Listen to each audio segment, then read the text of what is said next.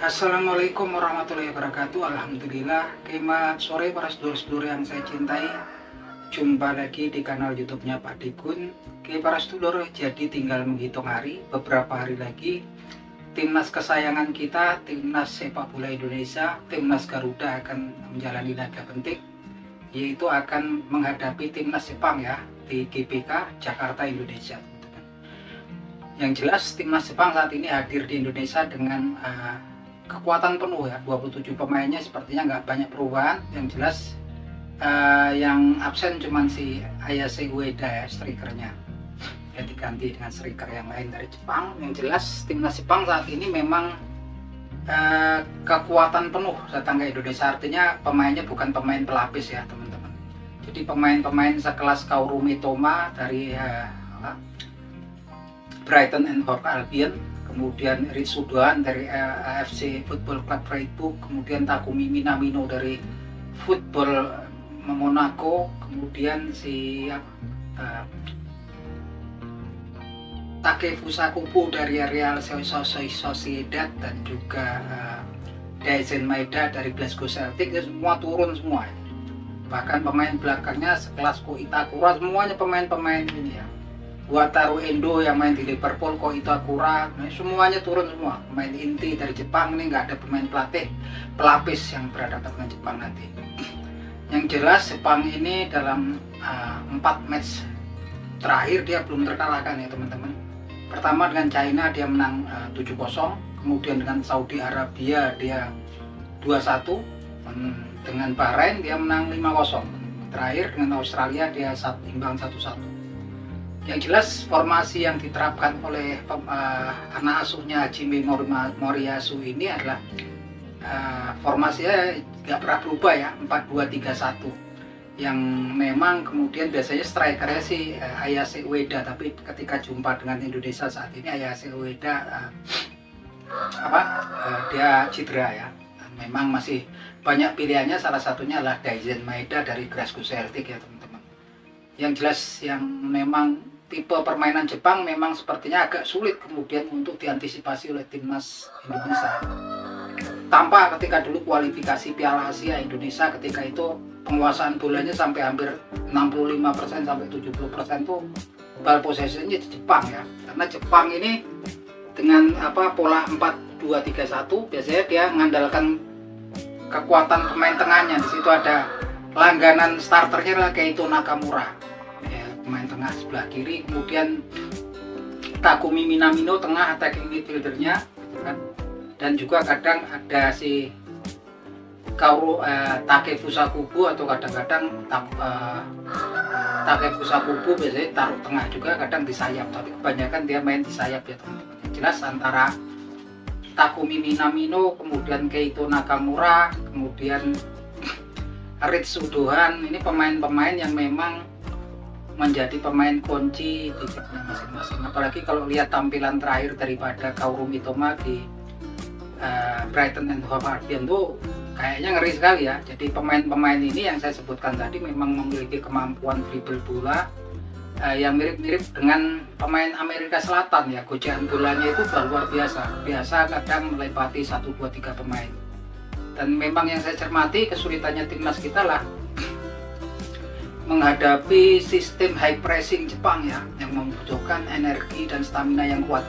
Jadi high pressing yang ditetapkan oleh Hajime Moriyasu ini mirip tipe permainannya Manchester City. Jadi ketika pemain belakang Indonesia mendapatkan operan bola dari kiper gitu kan, baik itu central defender ataupun fullback, yang kemudian akan digulirkan oleh pemain belakang ke bagian tengah, itu nggak baru tiba di pemain belakang pegang bola langsung diserbu ya pemain-pemain seperti Keito Nakamura, kemudian Kaoru Mitoma, Takumi Minamino, ini semua langsung nanti nguber terus ya, nggak dikasih kesempatan dia melakukan high pressing. Jadi kadang-kadang tampak di kualifikasi Piala Asia gitu, pemain-pemain belakang kita tampaknya juga pada panik, dan kalau udah panik biasanya udah nggak bisa hadapi permainan dengan pressure tinggi gitu, biasanya terus long ball. Nah ini yang kalau long ball kan akhirnya juga untung-untungan gitu, banyak kemudian beralih ke pihak lawan. Nah ketika Jepang menguasai bola juga sangat sulit ya, karena Jepang ini pergerakan tanpa bola sama kontrol bolanya luar biasa ya. Jadi kayak sekelas Keito Nakamura, Daizen Maeda, apalagi kalau Kaoru Mitoma sama Takefusa Kubo ini lepot ya. Dia ini kelas-kelasnya sampai kalau Takefusa Kubo yang di Real Sociedad saat ini kan memang dijuluki Messi dari Asia ya. Ini biasalah tenang lewati 2-3 pemain. Makanya kemarin saya berharap sebetulnya selain Yance dan Yakub Sayuri dipanggil lagi oleh coach STY, saya juga berharap pemain seperti Sadil Ramdhani untuk mengimbangi ya, itu seharusnya diberi kesempatan untuk kemudian memperkuat timnas. Cuman memang sepertinya coach STY lebih mempercayai Witan Sulaiman dan Marcelino Ferdinand yang menurut saya pemain muda dan memang masih belum punya banyak menit bermain di klubnya. Dan kalau kita lihat timnas Indonesia itu berat sebelah, maksudnya berat sebelah ini gini teman-teman. Kebanyakan pemainnya hampir 70% lebih itu pemain tipe bertahan ya. Yang kemudian ya mau nggak mau karena di belakang itu udah full pemain bertahan, kadang diplot jadi pemain tengah gitu kan. Seperti Nathan Joawan ini sebenarnya kan dia naturalnya adalah pemain full back kanan ya, baik dari junior sampai kemudian dia mau masuk ke senior sampai di klubnya di Swansea City ataupun kemudian di kemarin terakhir di Football Club Heerenveen di Belanda, dia posisinya nggak berubah-ubah, dia full back kanan. Tapi di Indonesia dia diposisikan, diplot dengan posisi baru yaitu jadi central midfielder ya, berkawan biasanya dengan Tom Hai dan kemudian Ivar Jenner. Kadang-kadang juga pemain belakang seperti Sunny Walsh kan pernah juga ditaruh sebagai pemain tengah ya. Memang soalnya nggak begitu masalah, cuman kalau untuk berhadapan dengan raksasa-raksasa Asia kayak gini ya kesulitan pastinya ya teman-teman. Rata-rata pemain-pemain bertahan itu kan memang nggak begitu bagus ya penguasaan bolanya, dribblenya nggak begitu bagus. Kenapa? Karena memang tugas mereka adalah menyapu ataupun menjaga pertahanan, merebut bola dari lawan itu kan. Nah kalau kemudian mereka dipasang di tengah tentunya agak sedikit canggung ya teman-teman. Seperti Justin Hubner juga beberapa match juga dipasang oleh STY di pemain tengah ya, Justin Hubner jadi defensive midfielder. Tentunya mereka nggak piawai teman-teman, karena memang PSSI ini kan memang kemudian nggak bisa apa-apa menurut sama STY. Semua pemain yang datang dari diaspora ini pemain bertahan semua, bahkan yang terakhir akan masuk pun Kevin Dijk Bakar Besi ini naturalnya dia adalah pemain bertahan ya, fullback ataupun wingback kanan. Nah ini yang memang kemudian tinggal menunggu waktu untuk kemudian join dengan timnas kita mungkin ketika nanti jumpa dengan Arab Saudi teman-teman. Yang jelas kalau kemudian saat ini banyak pengamat mulai berspekulasi, banyak pecandu sepak bola mulai berspekulasi, begitupun juga fans sudah berharap banyak untuk timnas Indonesia bisa menang dari timnas Jepang. Tampaknya memang harus menahan diri lah teman-teman, jangan terlalu tinggi ekspektasinya. Saya juga sebagai supporter juga berharap timnas kita menang dari Jepang.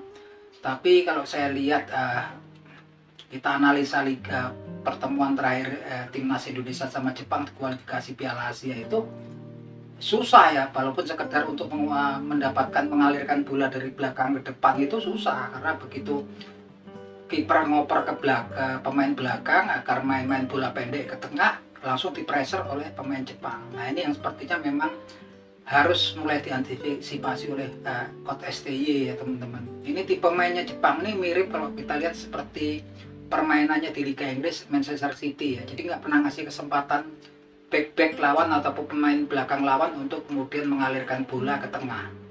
Ini luar biasa ya, high pressing kayak gini memang tim-tim di Inggris ya yang memainkan pola-pola seperti ini, seperti Arsenal, Manchester United, itu rata-rata dan ini dibutuhkan memang stamina, kekuatan dan memang daya tahan yang lebih ya.